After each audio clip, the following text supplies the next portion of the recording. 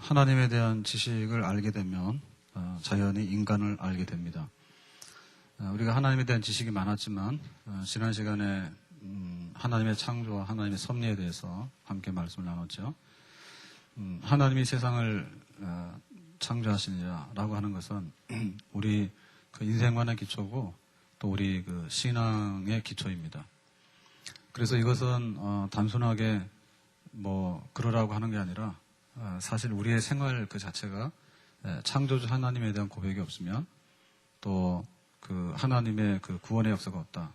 그래서 그 하나님의 그 구원 역사라고 하는 것은 창조, 타락, 그 다음에 구원, 그리고 이제 완성 이렇게 이제 그 단계별로 진행이 되는데 뭐 예수를 믿는다 어쩐다 하지만은 사실은 하나님 창조가 없으면 타락이 없는 거고요. 타락이 없으면 구원이 없는 거고 또 구원이 없으면 구원의 완전한 그 새하늘과 새 땅, 부활의 몸이 없는 거죠. 그래서 우리가 가지고 있는 그 하나님에 대한 모든 지식에 가장 중요한 것이 하나님은 우리 생명의 주인이시고 또 천지의 주인이 되신다. 그 하나님에 대한 고백이 있어야 되겠다.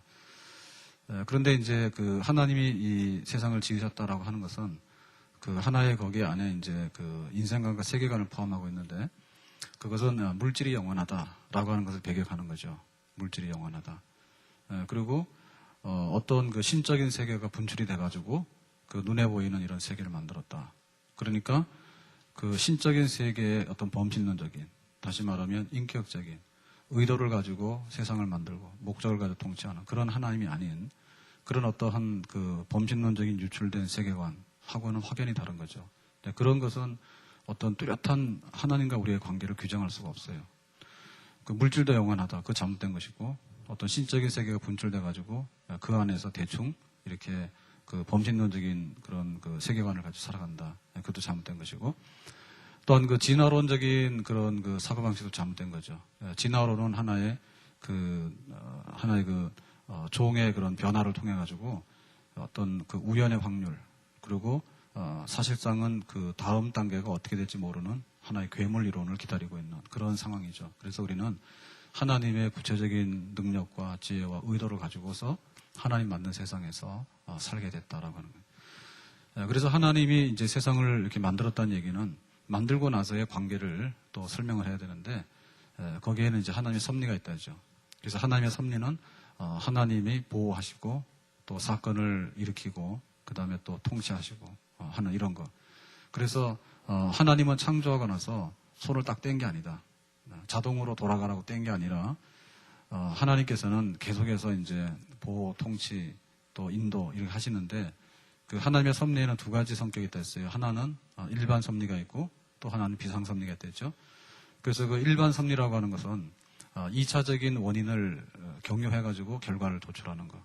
그러니까 하나님이 하시는데 2차적인 과정, 다시 말하면 자연의 법칙이라든지 혹은 인간의 또 사회적인 법칙이라든지 그러니까 어떤 그 과정을 경유해가지고 결과를 도출해 나가는 이런 거를 충실히 밟아나갈 때 이제 흔히 말해서 일반 섭리다 이렇게 얘기를 하고 하나님께서 이제 2차적인 원인 없이 그러니까 뭐 중력의 법칙이면 떨어져야 되는데 중력의 법칙이 없이 바닥에 있는 게 솟아오른다든지 이렇게 해서 이제 2차적인 원인을 생략하고 비상적으로 섭리할 때 그것을 우리가 흔히 말하는 이적이다 그렇게 얘기를 하죠. 그래서 우리는 이 두 가지를 다 믿는다. 하나님이 순차적인 그런 법칙을 통해서 다스려 나가는 창조한 하나님이 손을 떼는 게 아니죠. 지금도 그 하나님께서 통치해 나가시잖아요. 그래서 일반 섭리를 믿는 것도 풍성한 신앙이고 비상 섭리를 믿는 것도 더욱더 풍성한 신앙이다. 그러나 이 두 가지는 둘 중에 하나 선택의 문제가 아니다. 늘 기적만 믿다가 하나님 일반 섭리를 다 망가뜨리면 그 사람은 하나님과 좋은 관계 아니에요.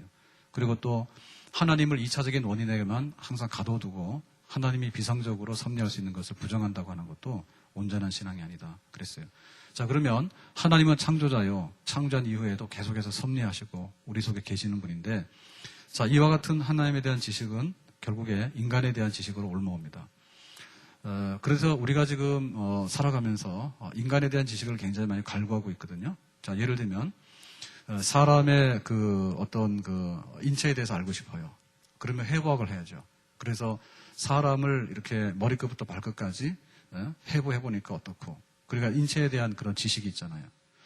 그 요즘에 그 생로병사 혹은 건강에 대한 거 이런 것이 굉장히 관심 많죠. 네, 그래서 사람이 어떻게 하면은 더 건강하게 오래 살 수 있을 것인가 그런 연구를 많이 하죠. 네, 그것이 많이 상식이 됐다고요. 상식이 돼서 우리가 인간에 대한 의학적인 지식과 또 사람의 그 행복함에 대한 그런 지식들이 상당히 많이 우리 속에는 많이 올라가 있어요. 그뿐만 아니라 타고난 외모에 대해서도 굴복을 안 해. 그래서 막 쌍꺼풀도 하고 코도 막 높이고 잘못하면 막 코가 막 빠져나가기도 하고 그래가지고는 그 사람의 외모에 대해서도요 막 뜯어고치고 그러니까 어떤 사람에 대한 그런 지식이 넘쳐나가지고요 굉장히 어떤 사람을 막 변형도 시키고 그런 걸 합니다. 이제 이런 것들이 어디까지 발달하냐면 인간 심리. 그래서 우리는 인간 심리 하는데 뭐 사이코패스 뭐 이런 얘기도 많이 듣잖아. 그러니까 왜 남들이 볼 때는 살인할 수가 없는데 그 사람은 밥 먹듯이 살인할까? 그 사람은 사이코패스다. 그래가지고 사람의 심리가 정상이냐 이상적이냐 그런 거 막 하고. 그러니까는 그 아이들도 소아도 정신과를 간다고. 그러니까는 그 초등학교 아이들 이런 아이들도 정신과 치료를 받아야 될 정도로 굉장히 심리적으로 불편하고 굉장히 고통을 받고 있고 오래 살고 있죠. 그래서 우리가 그런 지식이 넘쳐났어요. 그러니까 하나님이 세상을 지으셨다. 하나님이 지금도 참새 한 마리 날고 떨어진 간섭아니라고 하는 그런 신적인 지식은 결국에 인간의 지식으로 반영이 된다고. 하나님이 세상을 만들었고 인간을 만들었기 때문에. 그러니까 인간의 지식에 대해서 우리가 많이 탐구를 해서 의학적인 지식이나 심리학적인 지식이나 또 외모로 성찰하거나 뭐 많이 한단 말이에요. 근데 이런 걸 가지고 이제 만든 게 드라마예요. 해운대 보셨어요? 1,000만 명이나 봤대. 왜 이렇게 많이 봤어요? 해운대 몰라요? 모르시는 분은 그냥 올려는 그냥 가세요. 해운대 하면은 해운대 영화를 막 본다고. 그러니까는 사람들이 호기심이 있어가지고요. 지진 해일이 왔다. 그러니까 어떻게 될 건가? 뭐 해운대가 다 떠내려갔다. 말도 안 되지. 그런데 막 그걸 가지고 말해요. 1,000만 명이나 영화를 보러 가서요. 막 그러고 본다고. 그러니까 영화를 만들거나 드라마를 만들어서 그 사람이 뭔가를 공유하려고 하는 일이 많아요. 그래서 요즘에는 드라마 뭐가 인기 있어요? 찬란한 유산이 끝나니까 낙이 없습니다. 몇 년마다 한 번씩 드라마 가끔 보는데 최진실이 죽기 전에 그 마지막 스케드니가 봤더니 또 최진실이 그 유골까지 도난당하고 말이에요. 유골함까지 도난당하고 그랬는데 드라마를 막 만들면 사람이 이제 거기에 또 흥분하는 거지. 그래서 막 드라마에 몰두해가지고 뭐 시청률이 30% 간다, 40% 간다. 이게 보면 다 인간 얘기예요. 인간 얘기예요. 그래서 이 인간 얘기가 조금 더 진행이 되면 어떻게 되냐면 신적 세계에 대한 관심으로 이게 올라갑니다. 그래서 지난번에 상 받은 밀양인가 영화 했죠. 이청준 그 원작. 해운대밖에 기억 못하죠. 좀 수준 있는 영화 보시지. 그래가지고 뭐 작가에 따라서 뭐 이청준이라든지 혹은 최인호 씨라든지 글을 막 쓰는데요. 다 인간 얘기거든. 근데 그 인간 얘기가 진보돼 나가면 그 신앙적인 관심을 표현하게 돼요. 그래서 그 신앙의 세계에 대해서 터치하게 되면 거의 작가로서 죽을 때가 다 됐다. 그렇게 되는. 그러니까 우리가 다 마찬가지죠. 우리가 인간에 대한 지식이 있거든요. 그러니까는 처음에는 이렇게 학교를 다니고 그 다음에 뭐 사랑을 하고 가정을 가지고 애 키우고 찌지고 뽑고 하다 보니까 죽는다니까. 그 마지막에 그 인간에 대한 지식이 넘쳐나는데 공허하잖아요. 그래서 우리는 신앙생활을 해야 되고 하나님 나라와 미래에 대한 그런 그 지식을 가지면서 살고 있거든요. 그래서 인간의 지식에 대한 온전함은 마광수 교수가 지금도 교수인가? 그분이 죽기 전까지 계속해서 자기는 야한 거 하겠대. 하라 해요. 그런데 인간의 지식은 더 이상 발전이 안 됩니다. 예를 들면은 그 성에 대해서요. 그 성적인 거에 대해서 이렇게 표현하고 하잖아요. 근데 그 발달하면 어디까지 발달할까요? 그 옛날에 다 해본 거예요. 옛날에. 소돔성에 동성연애가 없었어요? 소돔성에 동성연애가 있었다니까. 그 소돔이 그러면 동성연애자를 말하는 거예요. 그 사사시대 또 동성연애 넘쳐났어. 그러니까 지금 와서 뭐 나는 야한 여자가 좋다. 죽을 때까지 야한 여자 좋다. 해봐야 딱 그 얘기야. 또 그 배우들이 나와서 옷 벗잖아. 배우들이 옷 벗잖아. 벗어봐야 거기서 거기요. 벗으면 어디까지 벗겠어? 껍데기까지 벗기겠어? 어디까지 하려고 그래? 인간에 대한 지식을 어디까지 하려고 그래? 옷 벗었다가 또 막 머리 길렀다가 머리 잘랐다가 치마가 올라갔다가 내려갔다가 뭐 야한 게 좋댔다가 뭐 온갖 것 다 그냥 먹는 거 그냥 먹고 싶어가지고 가서 식도락가요. 막 먹어졌겠다가 운동장 가서 그냥 응원한다고 막 소리 질렀다가 또 드라마 나오면 또 막 열혈 팬 됐다가 예? 그래가지고 어떻게 하려고? 그 인간에 대한 지식은 하나님을 알므로 인해서 인간에 대한 본격적인 지식이 필요한데요. 오늘 바로 우리가 그 지식을 논하려는 거예요. 여러분 교회를 다니면요. 진짜 하나님 알아는 지식이 거룩한 지식이 있는가 하면 인간에 관해서 정통한 인간에 관한 지식이 바로 교회 안에 성경 안에 있는 줄로 믿으시길 바랍니다. 이거를 몰라가지고 사람들이 막 성경하고 의학 공부하고 가서 막 또 옷 입고 먹고 그냥 막 놀고 드라마하고 다 하는 거예요. 근데 인간의 지식에 대한 그 근본적인 성경에서 말하는 지식이 뭐냐? 하나님이 창조했다고 하는 인간의 영광, 존엄성. 그 다음에 인간은 타락했다고 하는 비참성. 그리고 예수 그리스도 안에서 회복된 인간이 너무 아름답다고 하는 그런 회복성. 이것이 바로 인간 지식에 대한 가장 중요한 그 핵심 지식입니다. 아멘? 그 여러분 가서 큰 소리 치셔도 돼요. 너 인간이 뭔지 알아? 하나님 만들었는데 너무 아름답다. 그거 한마디 하시면요. 책 수천 권 쓸 수 있습니다. 그리고 인간의 죄성에 대한 비극과 비참함이 어떤 건지 알아? 인간이라는 거야. 그거 알고 있으면요. 드라마 수백 편도 더 만들 수 있어. 인간의 죄성에 대한 비극. 그 다음에 예수 그리스도 안에서 회복된 인간이 얼마나 아름다운지 알아? 내 영혼이 은총 입어 중한 죄짐 벗고 보니 슬픔 많은 이 세상도 천국으로 화도다. 구원받고 나니까 너무 좋아. 막 황홀해. 그러니까 인간의 타락, 그 창조의 영광과 타락의 비극과 회복의 그 감격. 이것이 바로 그 인간 지식의 핵심입니다. 그걸 우리가 좀 더 구체적으로 오늘 말해 보겠습니다. 첫 번째, 인간은 뭘로 구성이 되어 있느냐? 인간은 뭘로 구성이 되느냐? 인간은 영과 육으로 구성되어 있습니다. 그래서 영과 육으로 구성되어 있다라고 하는데 이제 그 영도 신령하고요, 육도 신령합니다. 그래서 인간은 두 종류의 그 성분이 있는 거예요. 육체의 성분과 영혼의 성분이 있어요. 이 두 가지가 서로 조합을 이루어서 공존하고 있으면 생명 살아있는 겁니다. 그런데 육과 영이 떨어져 있으면 사망입니다. 그래서 하나님이 영을 싹 빼가면 그 사람 육체도 흙으로 부서져요. 그게 사망이라 해요. 그래서 우리 인간이 뭐냐라고 할 때 육체와 함께 영혼을 가지고 있다. 그 지식이 굉장히 귀한 지식이에요. 근데 이걸 문학 박사나 또 인문학 연구하는 사람이 이 지식이 있느냐? 이 지식이 없어요. 그래가지고 논문 써서 인문학 박사가 됐는데 귀신 얘기하고요. 난리법석입니다. 인간은 육체와 함께 영혼을 가지고 있다. 그것만 알아도 박사입니다. 인간에 대해서 박사예요. 알았어요? 자, 그런데 우리의 그 육체에 대해서는 우리는 이해를 다 해. 흙으로 육체를. 그런데 영혼이 뭐냐라고 할 때 그 영과 혼을 구분하려고 하는 성질이 굉장히 많아요. 사람들이. 그래서 영은 따로 있고 혼은 따로 있다라고 얘기를 하는데 흔히 그것을 우리가 삼분법이라고 하거든요. 육체와 영과 혼을 따로 구분해서 세 가지로 되어 있다. 그래서 이것은 우리가 그렇게 받아들이지 않습니다. 영과 혼은 교차적으로 사용했다. 교차적으로 사용했다. 그래서 그 야곱이 죽을 때 혼이 떠났다라고 하거든요. 그러면 스데반이 죽을 때는 뭐냐면 영혼이 떠났다예요. 그러면은 혼이 따로 있고 영이 따로 있나요? 그건 아니죠. 그래서 우리가 교차적으로 서로 간에 바꿔가면서 썼다. 그런데 영이라고 하는 것은 육체를 대비해서 구별되게 할 때는 영을 가졌다 이렇게 얘기를 하고, 혼이라고 하는 것은 생각하고 느끼고 의지하고 행동하는 인격적인 주체다라고 할 때 혼이라 해요. 혼. 그러니까 영혼은 같은 말이에요.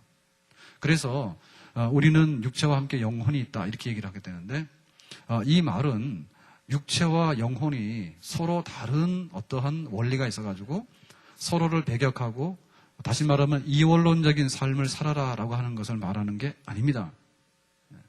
우리가 기독교인으로 살아가는데 우리는 그 인간이 타락했기 때문에 육체에 대해서 상당히 조심을 하고 영에 대해 조심을 해야 되는데요. 그런데 문제는 뭐냐면 우리가 그 영혼은 신령하지만 육체는 버려도 된다라고 하는 이원론적인 사상은요 안 맞는 거예요. 하나님이 육체도 거룩하게 보셨고 영혼도 거룩하게 보셨습니다. 그러니까 우리가 영혼의 그 성장을 위해서도 거룩한 영혼의 성장이 있어야 되고 우리의 육체도 그 영혼의 거룩한 것을 받들 수 있는 거룩한 육체가 되도록 함께 노력을 해야 됩니다. 믿습니까? 그래서 영과 육체는 서로 간에 배타적인 관계가 아니라 서로 간에 위하는 관계가 돼야 돼요. 서로 간에. 그래서 우리가 그 예배를 잘 드리려고 하면은요, 토요일 날 밤새고 오시면 안 돼. 예? 그리고 좀 아침에 주일날 아침도 식사 좀 하고 오세요. 굶고 와가지고는 교회에서 국수 좀 맛없다 그러고 또 맛없으면서 배고프니까 허겁지겁 먹고 그러니까 이제 1시 반에 오면 그때부터 졸고 이렇게 해서 육체와 영혼을 서로 모순되게 하면 안 돼. 예. 우리 영혼이 예배드리고 싶고 우리 영혼이 안식하고 싶으면 우리 육체도 거기에 맞게 다스려야 돼. 그래서 막 밤을 함부로 샌다든지 막 굶었다가 발로 먹는다든지 이렇게 하면 안 돼. 그러니까 우리 육체도 기름지게 하고 우리 영혼도 기름지게 하고 해서 하나님이 영과 육으로 인간을 만들었기 때문에 육체를 부셔버리자. 이것은 플라톤 철학의 고행주의, 금욕주의입니다. 우리 기독교인들이 인간을 볼 때 그렇게 그 영혼을, 육체를 부셔버리자라고 하는 이런 육체를 멸시하는 그런 금욕과 고행주의는 기독교 정신이 아니에요. 그렇다 해가지고 육체가 최고라. 그러니까 육체 팔아 이 사람은. 예배도 안 드리고 기도도 안 하고 하나님도 모르고 그냥 막 성형수술만 하고 그냥 막 그 맨날 다이어트만 하고 맨날 그 좋은 것만 먹고 다니고 그래서 육체는 반질반질한데 지옥에 뗄감이라. 이것도 불쌍한 거지. 그래서 우리의 영혼도 천국 갈 영혼으로 만들어야 되겠고 또 우리의 육체도 천국 갈 영혼을 잘 협력해서 섬길 수 있는 그런 좋은 도구요 그릇으로서 우리는 거룩한 육체와 거룩한 영혼을 가지고 있다. 그렇게 봅니다. 자, 그러면 우리의 영혼은 어디서 왔느냐라고 할 때 영혼은 거기 그 하나님께서 창조해서 주신다. 우리는 그것을 지지합니다. 그래서 그런 아까 철학적인 그런 금욕주의는 아니다라고 할 때 영혼의 선제서를 우리가 받아들이지 않는 거죠. 플라톤 같은 철학자는 어떻게 생각했냐면 그 우리 육체는 우리가 이렇게 그 육체로 우리가 육체로 태어날 때 그 영혼의 세계에서 쫓겨나 가지고 우리가 육체의 세계로 왔다. 그러니까 그 영혼은 이미 오래전에 그 미지의 세계에서 만들어졌는데 추방당해서 이 육체를 가져왔다. 그렇게 그 플라톤 철학에서 얘기하거든요. 그렇게 해서 말할 때 이것은 뭐냐면 그 육체라고 하는 것은 영혼을 가두는 감옥이야. 육체라고 하는 것은 영혼을 가두는 감옥이라. 그러니까 이렇게 보는 거는 잘못된 거예요. 그래서 이게 철학적인 사고를 하면 안 된단 말이죠. 그래서 하나님께서 우리의 그 부모로 통해서 우리 육체를 주시고 또한 하나님께서 우리 영혼을 지으셔서 우리가 태어날 때 우리 영혼을 하나님께서 만들어 주신다. 우리는 그것을 지지합니다. 이렇게 될 때 성경적으로 볼 때 좋은 점은 뭐냐면 우리 인간을 이렇게 하나님이 육체만 지는 게 아니라 영혼을 지었다라고 할 때 예수님은 무죄하다라고 하는 것을 성경적으로 지지할 수 있어요. 예수님 하나님의 아들이니까 예수님이 육체로 태어날 때 그 영혼을 하나님 지으셨다라고 말하면 그 영혼은 범죄하지 않는 영혼이죠.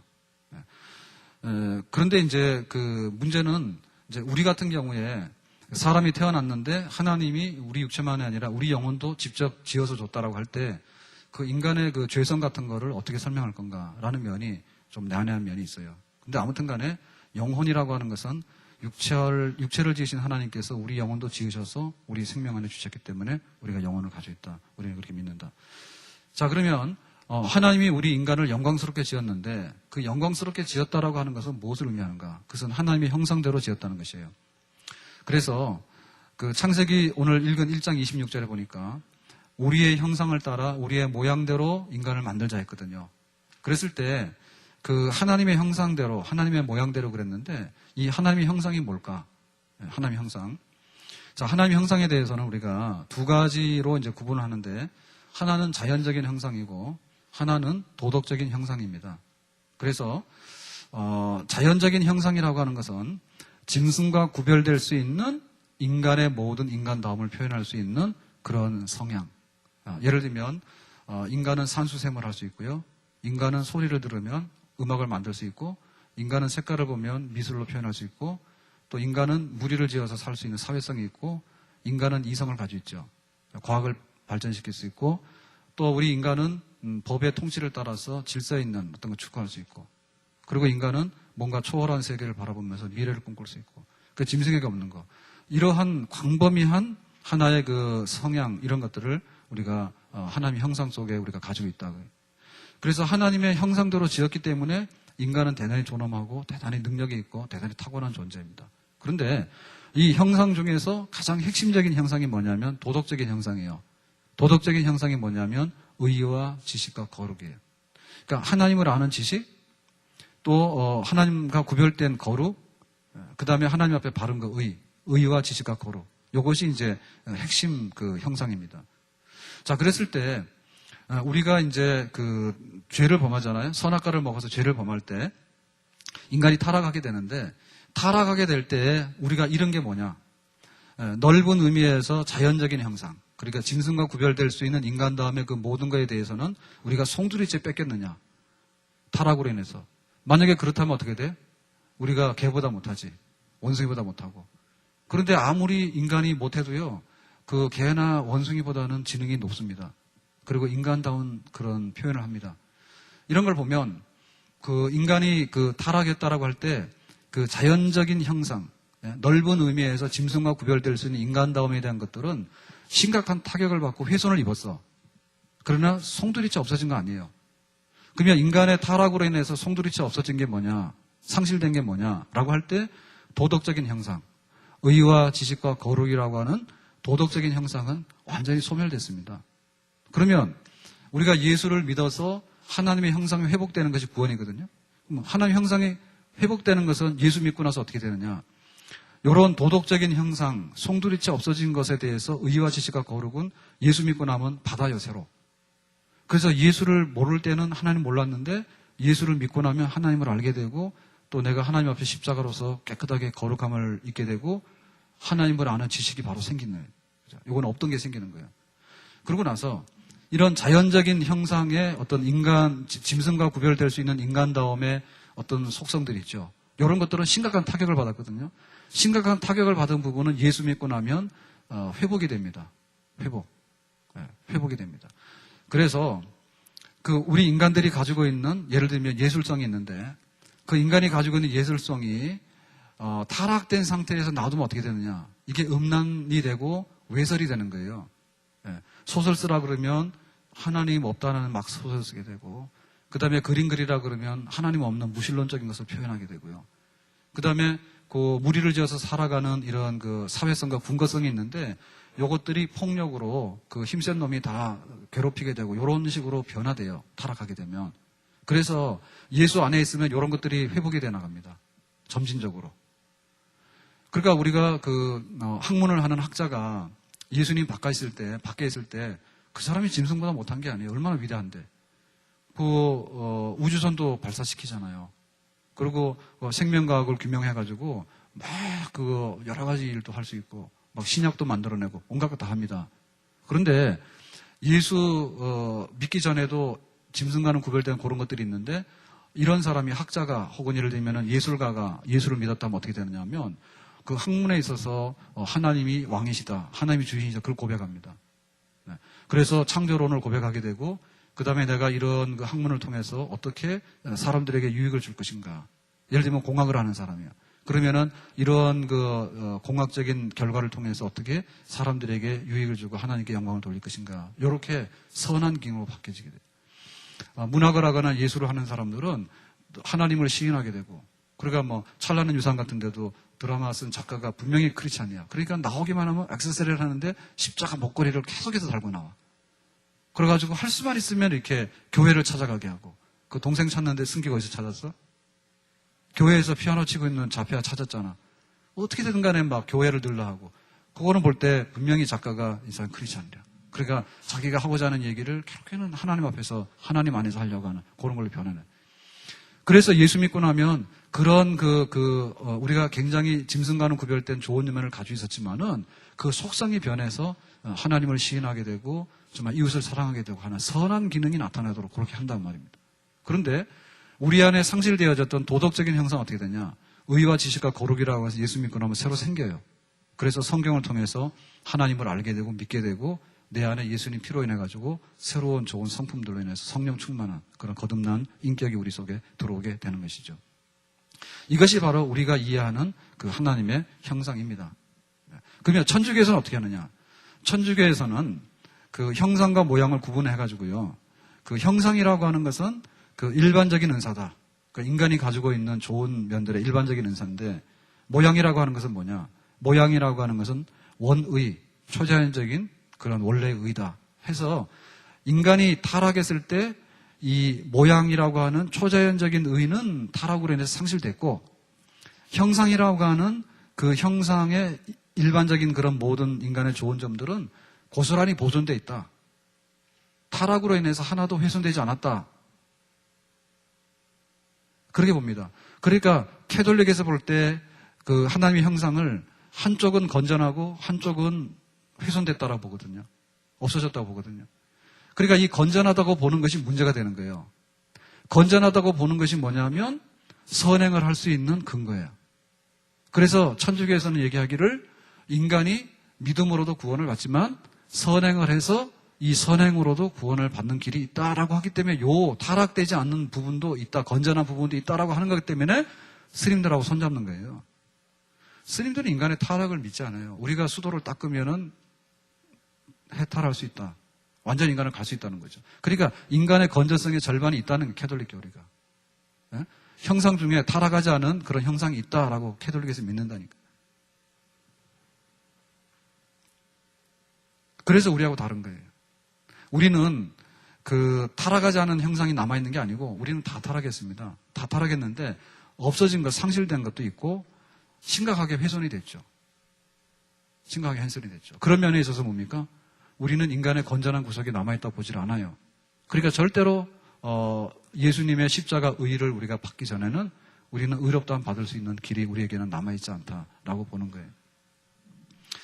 반면에 루터교 같은 데서 어떻게 봤냐면 루터교에서는 하나님의 형상이라고 하는 것을 우리로 말하면 도덕적인 형상, 의와 지식과 거룩이라고 하는 가장 이 좁은 의미의 어떤 형상만 가지고 있었어요. 그러니까 타락을 해버리면 의와 지식과 거룩이라는 것은 없어지거든요. 상실되거든요. 상실됐다라고 보게 될 때문에 이 루터교의 이해에 있어서 문제는 뭐냐면 그러면 인간이 짐승보다 나은 인간의 성품을 가지고 있는 것은 뭐냐? 그걸 설명을 못해. 그리고 우리가 복음을 받을 때도 처음에 복음을 받을 때는 이 성경에 나오는 이 메시지를 가지고서 인간으로서 이해할 수 있는 접촉점이 있단 말이죠.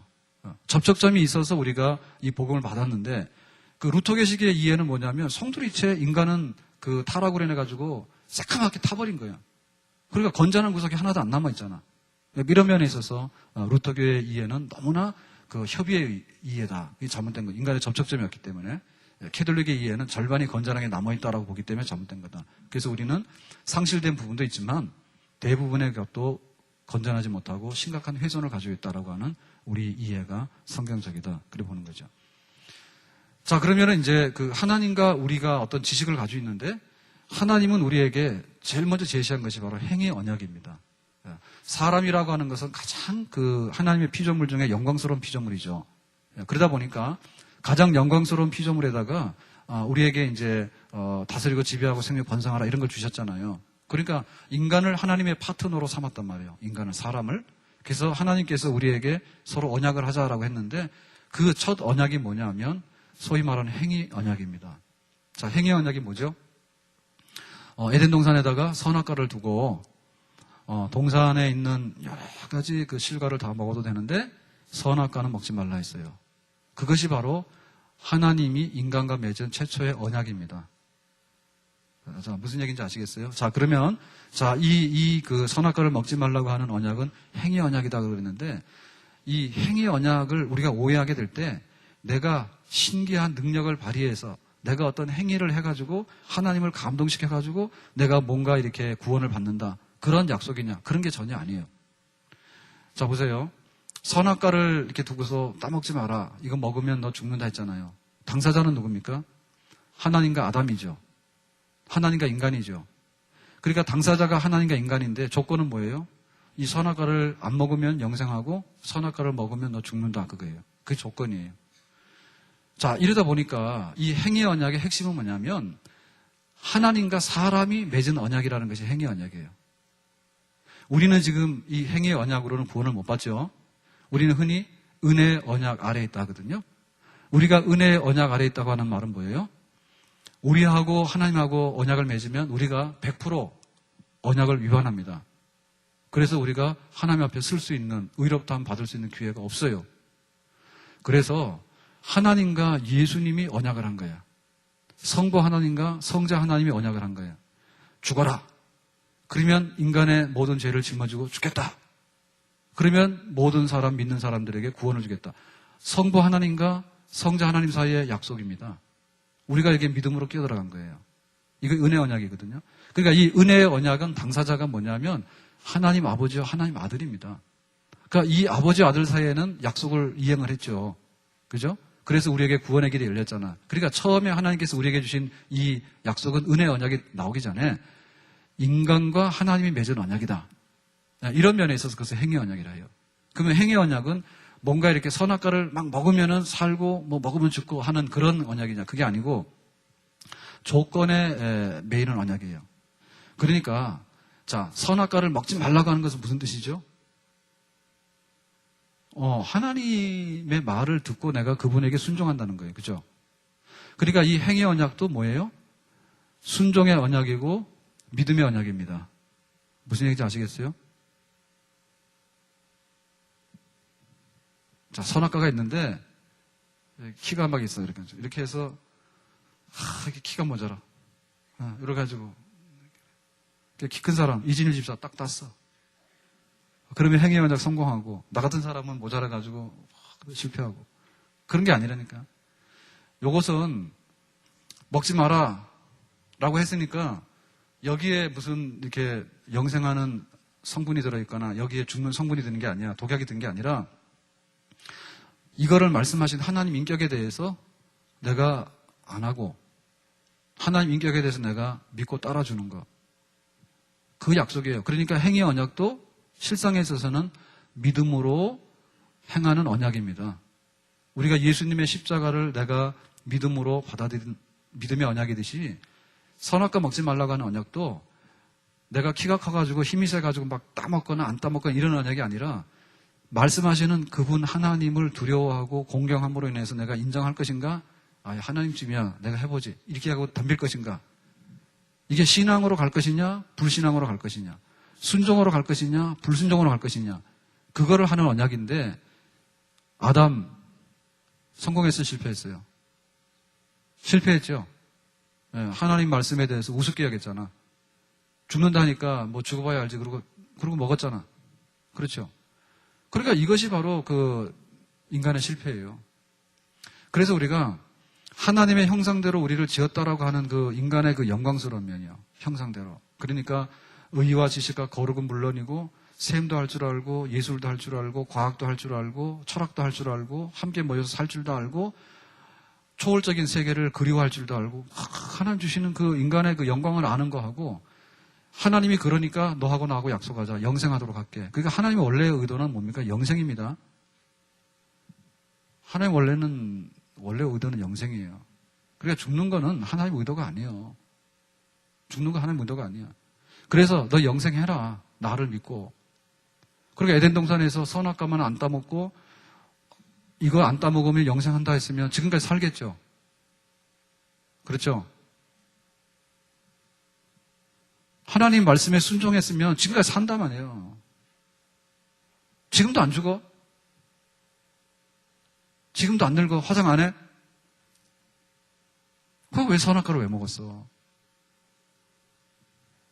그러니까 이게 사람이 이렇게 막 주름이 지면은 심각해지고 머리카락이 휘어지면 심각해지고 돋보기를 쓰게 되면 심각해지고 퇴행성이 오게 되면 심각해지고 나중에는 막 손이 떨리고 나중에 이빨이 빠지고 먹을 거 갖다 줘도 못 먹고 나중에 허리가 다 구부러져가지고 내가 젊을 땐 이게 아니었는데 내가 왜 이렇게 될까?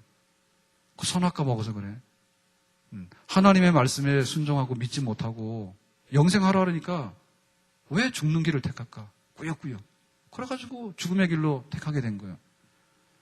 바로 이게 인간을 아는 지식에 있어서요. 이것이 정말 우리 속에 있어야지 이게 바른 지식이에요. 사람들이 잡다한 지식 많지. 네? 음식을 뭐 먹으면 좋을까? 드라마 뭐 보면 뭐 좋을까? 미용 뭐 하면 좋을까? 온갖 지식 다 하는데 하나님을 순종해가지고 내가 영생의 길로 가겠습니다. 라고 하나님 앞에 겸비하여 경외할 수 있는 그 지식이 없기 때문에 우리 망했다는 거예요. 지금도 하나님은 파트너를 바꿨어요. 네. 하나님과 우리를 파트너로 딱 세워놓으니까 맨날 불신하고 불순종한다니까. 그래서 하나님이 할 수 없이 하나님 아버지의 파트너로서 누구를 보냈냐면 하나님의 아들 성자 하나님을 보낸 겁니다. 성자 하나님 예수 그리스도로 인해서 십자가에서 인류의 모든 몽땅 죄를 짊어지고 죄값으로 죽어라 한 거예요. 그때 하나님의 아들이 죽었어. 그러니까 하나님께서 그래 믿고 죽기까지 충성했으니까 죄값을 다 지불했으니까 살린다 해서 부활시켰어. 그러니까 우리가 이제 그 영생의 길이 있다면 뭡니까? 영생의 길은 아버지와 아들이 약속한 구원의 길이 있죠. 거기에 우리가 믿음으로 개입해서 들어가는 거예요. 그러니까 지금도 아담과 하와도 영생할 수 있는 길을 주셨고 우리들에게도 영생할 수 있는 길을 주셨어. 그러니까 우리가 여기에 참여할 수 있는 방법은 뭐예요? 하나님을 믿고 순종해서 나가는 것만이 이 하나님의 영생, 구원에 나갈 수 있는 그런 길이 되겠죠. 그래서 이 그 행위 언약에 있어서 우리의 그 아담의 실패를 우리가 흔히 원죄라라고 말을 해요, 원죄. 자, 그러면 이 원죄라고 하는 것은 뭐겠죠? 원죄라고 하는 것은 그 하나님의 그 말씀을 거역함으로 인해서 하나님의 자리를 인정하지 않고 하나님을 훼손시킨 겁니다. 그 대신에 뭐예요? 마귀와 사탄을 그 주인으로 모시고 하나님 반대편에 서가지고 사탄이 말하는 대로 내가 가겠다라고 한 것이 바로 원죄입니다. 그래서 이 원죄는 어떻게 우리에게 그 죄를 그 가져다 주는가 있어서 8번에 보면 이렇게 썼는데 실제적인 이론, 대표적인 이론, 제3의 이론 그랬는데 우리는 아담의 죄가 우리에게 어떻게 연관되는가라고 할 때 대표의 원리가 적용된다라고 성경은 말합니다. 무슨 얘기냐면 하나님이 그 선악과를 먹는 그 죄는 아담 개인에게만 지은 죄가 아니에요. 자, 거기 하나님이 언약을 할 때 아담은 모든 자연 법칙으로 태어날 인간의 후손들을 대표하는 아담이었어요. 첫 인간으로. 그러니까 아담이 그 언약에 있어서 하나님의 뜻을 거스려서 언약을 실패했지 않습니까? 그것은 머리로서 실패한 거예요. 그러니까 우리 모두가 아담 안에서 그 행위 언약의 실패를 뒤집어 쓴 거예요. 그걸 우리가 뭐냐면 전가라고 해요. 전가. 집에 가장이 뭘 일을 하다가 일을 잘못했어. 사인을 했는데. 그러면 그 사인한 효력은 집안 식구들 모두에게 다 넘어오죠. 그렇죠. 그래서 때로는 파산하게 되면 어떻게 됩니까? 회사에서 그 대표이사가 이렇게 사인해가지고 회사 일을 경영을 했는데 회사가 파산하면 그 회사에 있는 노동자들 모두가 파산해가지고 문 닫고 나올 수밖에 없잖아요. 그 전가입니다, 전가. 그래서 그 아담의 행위 언약의 실패는 대표로서 거기에 사인한 거예요. 그러니까 우리 모두에게 그 실패가 전가되어 있어요. 그것을 우리가 원죄를 받았다라고 얘기를 하는 거예요. 원죄에 참여했다라고 얘기해요. 그러면 이거에 대해서 우리는 야 하나님 너무하네. 우리는 에덴 동산 구경도 못했고 선악과 구경도 못했는데 우리에게 무시무시하게 영생을 뺏어가고 너희는 흙으로 돌아가라. 그걸 우리한테 뒤집어 씌워서 적용할 수 있겠는가? 라고 얘기하지만은 그렇지는 않습니다. 왜냐하면 하나님 아버지와 하나님의 아들이 언약을 맺었잖아요. 십자가에서 죽으심으로 우리를 살릴 수 있는 영생의 길로 갈 수 있는. 그러니까 이 은혜의 언약에 참여하게 될 때 예수님이 십자가에서 죽으심은 아담과 같이 똑같이 그 믿음으로 들어오는 모든 사람의 죄를 짊어지고 간 그런 대표의 죽음이에요. 예수님의 죽음이. 그러니까 아담의 죄가 개인으로서 끝나는 죄가 아니듯이 예수님의 십자가의 죽음이 개인으로 끝나는 죽음이 아니라 대표의 죄를 뒤집어 쓴 죽음이었다. 우리의 모두의 죄를 뒤집어 쓴 죽음이었다. 이 면에 있어서 예수님을 믿게 되면 예수님의 십자가의 의가 우리 모두에게 또한 전가되는 거예요. 그러니까 첫 아담은 우리에게 죄를 전가시켜서 사망을 가져다 줬지만 죄를 전가시켜가지고 사망을 갖다가 뒤집어 씌워줬어. 그런데 두 번째 아담으로 오신 하나님의 아들 예수 그리스도는 우리에게 십자가의 의를 던져줘가지고 십자가에 영생하는 생명을 우리에게 전가시켜줘서 믿는 자에게. 믿습니까? 그래서 그 성경에 보면 그 행위 언약에 참여하게 된 이 원죄는 바로 우리가 뒤집어 쓰는 죄인 동시에 제2의 아담인 예수님의 십자가의 의가 우리에게 올 수 있는 그런 대표의 원리. 그러니까 성경에서 말하는 대표의 원리는 딱 두 가지 경우인데 이 첫 번째 경우가 행위 언약에서 실패한 아담의 죄가 우리한테 온다고 하는 원죄가 대표의 원리고요. 또 하나는 예수님의 십자가의 구속의 그 사건이 대표의 원리에 의해서 우리에게 의로 전가된다라고 하는 그런 원리에 적용이 되는 것입니다. 그래서 이제 우리는 이러한 그 원죄를 가지고 있는 인간이다라고 하는데 그 죄라고 하는 건 뭐냐? 죄라고 하는 것은 단순하게 악행하고는 다른 겁니다. 자, 악행이라고 하는 건 뭐죠? 옆에 있는 가는데 그냥 뭐 기분이 별로 좋지 않지만은 그냥 말 안 붙이고 그냥 갔습니다. 그러면 그것은 죄가 아닙니다. 그렇죠? 그건 범죄 성립이 안 돼요. 그러니까 범죄가 성립이 되려면 구체적으로 그 실정법의 몇 점 몇 죄에 의해서 이 사람에게 이와 같은 구체적인 해가 갔다. 그러니까 이것은 악한 행위다라고 할 때 그걸 우리가 흔히 말해서 세상적으로 죄라 합니다. 세상적으로 죄라 하죠. 그런데 성경은 말하기를 죄를 뭐라고 말하냐면 하나님 사랑, 이웃 사랑에 우리가 순종하지 않는 부족함을 다 통틀어 죄라 해. 그러니까 예를 들면 옆에 사람이 이렇게 지나가는데 내가 가서 그 사람을 딱 때리거나 돈을 뺏지 않았어. 만약에 뺏었으면 그거는 악입니다. 세상적으로 범죄에 해당합니다. 그렇지만 우리 믿는 사람이 옆에 사람한테 가는데 참 저 형제가 참 잘 됐으면 좋겠다 이런 마음을 가져가야 되는데 속으로 말하기를 생긴 거는 뭐같이 생겨가지고 걸어가는 폼도 그러네. 만약에 그런 마음을 가지고 가면 그거는 법정 구속은 돼야 안 돼요. 그렇지만 마음에 있는 그건 뭐예요? 형제 사랑과 하나님 사랑에 미치지 못하죠. 그러면 성경적으로 말할 때 그건 뭐예요? 죄에 해당하는 겁니다. 그렇죠? 주일날 뭐 낮잠 실컷 자고 TV 보고 그냥 반바지 차림으로 돌아다녔어. 그 구속감이 아니에요. 아니죠? 그러면 우리는 어때요? 우리는 그냥 양복하고 넥타이하고 고급 레스토랑에 가서 식사를 폼나게 하고 우아하게 악수하고 교제하고 돌아왔어. 그럼 우리는 뭐가 되는 거예요? 우리는 주의를 범했으니까 엄청 죄 지은 거지. 죄 지었죠?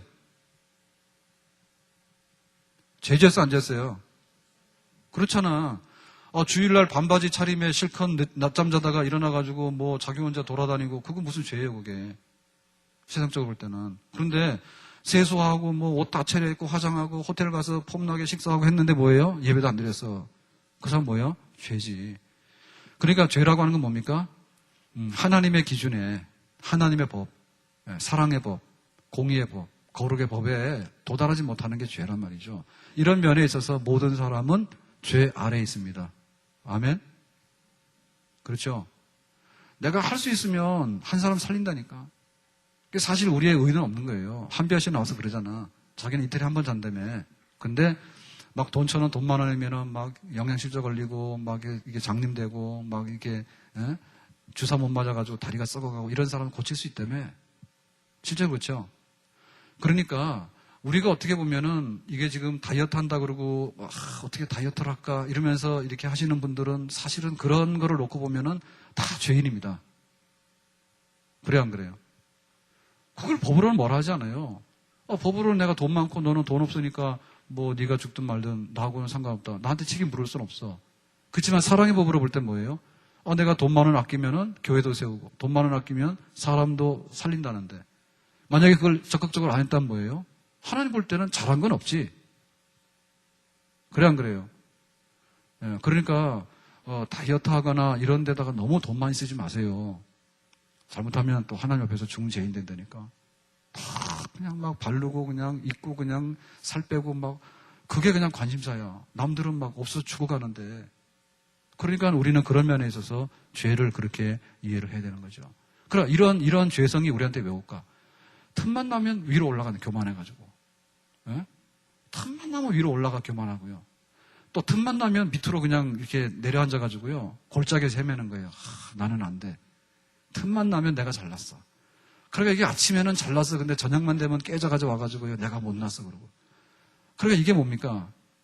이게 다 뭡니까? 아까 말하는 그 선악과를 따먹은 인간의 그 자기 결정. 그 원죄라고 하는 것은 자기 결정권입니다. 여러분, 우리에게는 자기 결정권이 없어요. 하나님이 하라고 하는 것을 하는 것밖에 없어요, 우리가. 그런데 내가 판단해봐서 하나님보다 낫다. 왜 주일날 예배를 드려? 열흘 만에 예배 드리지? 자기 결정권이에요. 그래, 그것은 범죄입니다.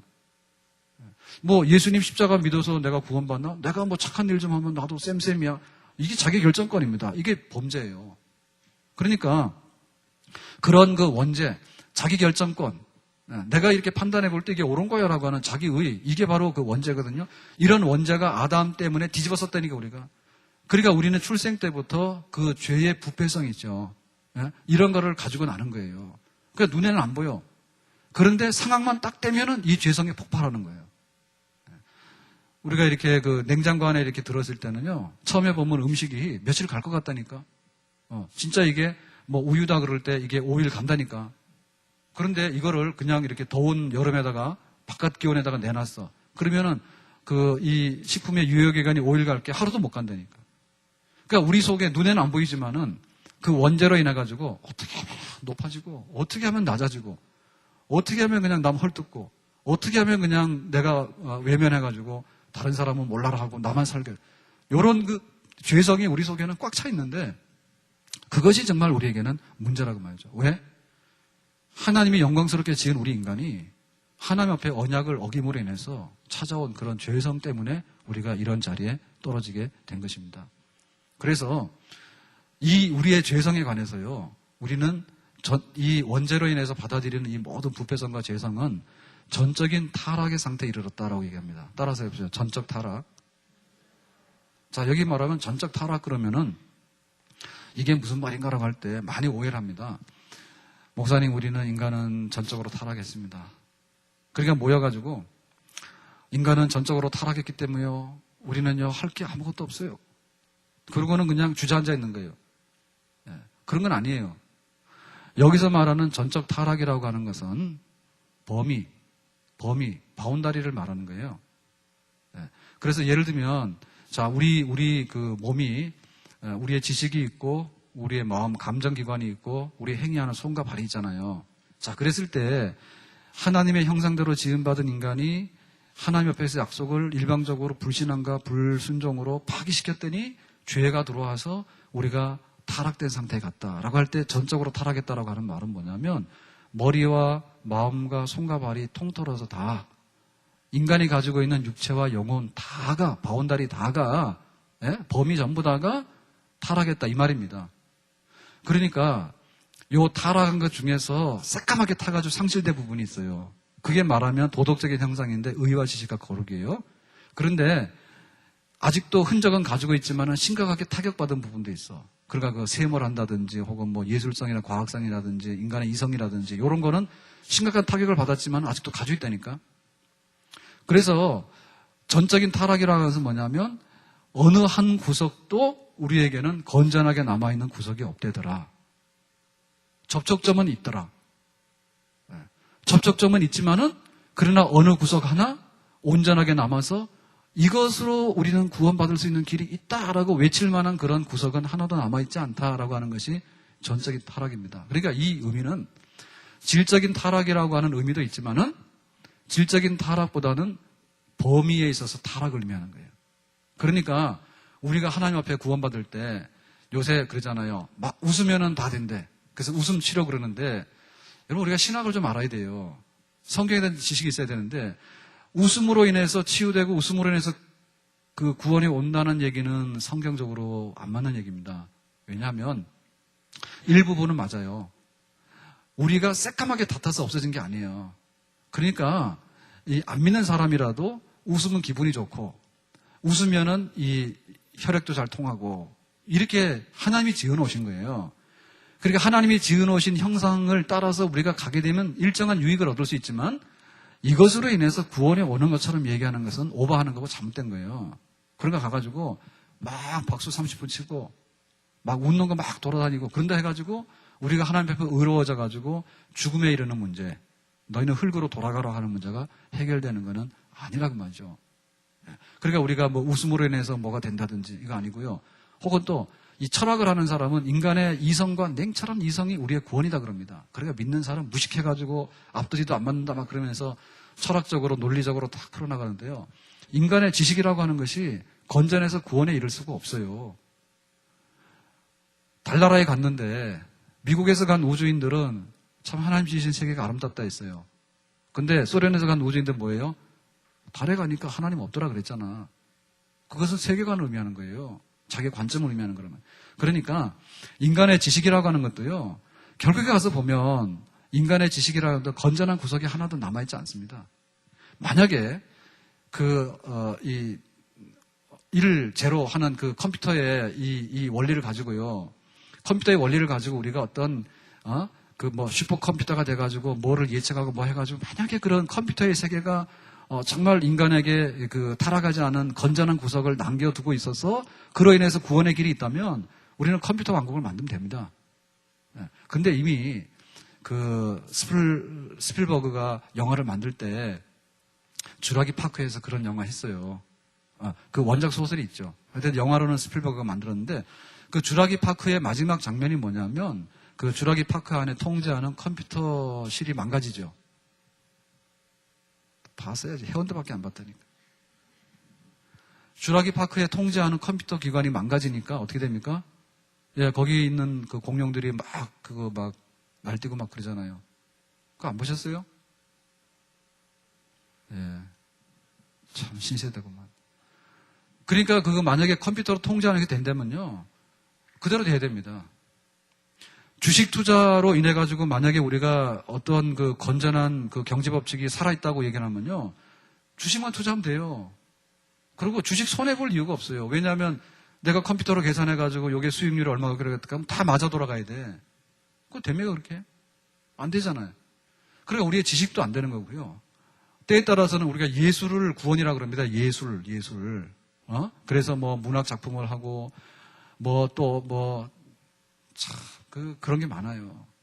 그래 많은데 하여튼간 통틀어서 인간이 가지고 있는 그 타락이라고 하는 것은 모든 부분이 다 훼손됐는데 결정적인 구원을 받을 만한 타격을 다 입었기 때문에 받지 못할 만한 타격이 받았기 때문에 어느 하나도 우리 안에 남아있는 그런 숨은 의라든지 건전한 의가 남아있어서 우리에게 구원의 길이 열려진다라고 하는 것은 절대로 있을 수 없겠다.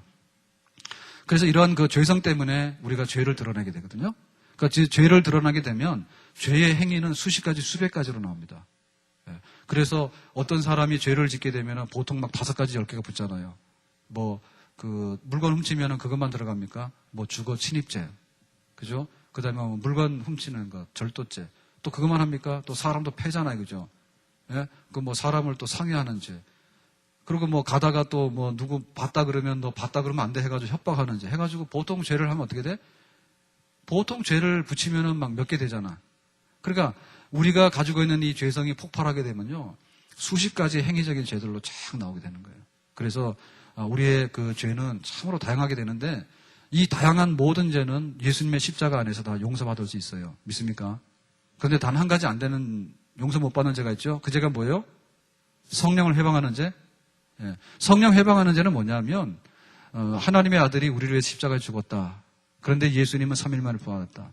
우리에게 하나님 아버지와 하나님의 아들이 은혜의 언약을 맺어서 구원의 길을 열어놨는데 그 약속이 그까짓 게 뭐냐? 라고 하는 거.